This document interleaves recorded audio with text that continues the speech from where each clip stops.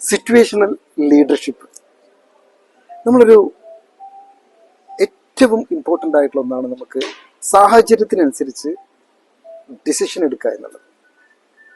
കഴിഞ്ഞ 13, 14, 15 തീയതികളിൽ തിരുവനന്തപുരത്ത് ലോക കേരള സഭയുടെ മീറ്റിംഗ് സെക്രട്ടേറിയറ്റിൻ്റെ ശങ്കരനാരായൺ ഹാളിൽ വെച്ച് നടക്കുമ്പോൾ മീറ്റിങ്ങിൻ്റെ ആദ്യത്തെ ദിവസം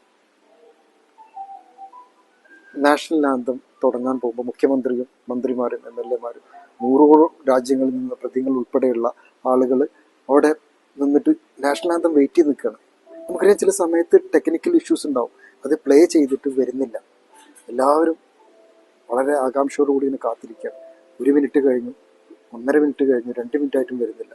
ആ സമയത്ത് നോർക്കയുടെ സെക്രട്ടറി വാസുകി മാമും അതേപോലെ തന്നെ ദൂരദർശനിൽ വർക്ക് ചെയ്തിരുന്ന ഒരു ലേഡി, ഇവർ 2 പേരും കൂടി ആ സമയം പെട്ടെന്ന് സ്റ്റേജിലേക്ക് പോവുകയും ആ നാഷണൽ ആന്തം അവിടെ ആലപിക്കുകയാണ് ചെയ്തത്. അപ്പോൾ അവിടുത്തെ എന്താ നമുക്ക് അവിടുന്ന് മനസ്സിലാക്കാൻ കഴിഞ്ഞത്? ഏതൊരു സാഹചര്യത്തിലാണോ ഏറ്റവും ആദ്യം തന്നെ മറ്റൊരു ബുദ്ധിമുട്ടും ഇല്ലെങ്കിൽ അതിനെ എങ്ങനെയെങ്കിലും ഓവർകം ചെയ്യാൻ കഴിയും എന്നുള്ള ഡിസിഷൻ ഏറ്റവും ആദ്യവും പെട്ടെന്നും എടുക്കുന്ന ഒരു സംവിധാനമാണ് situational leadership.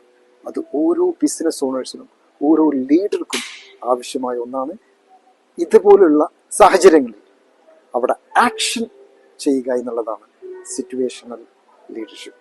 Thank you so much. This is me Ibrahim Subhan, youth transformation coach.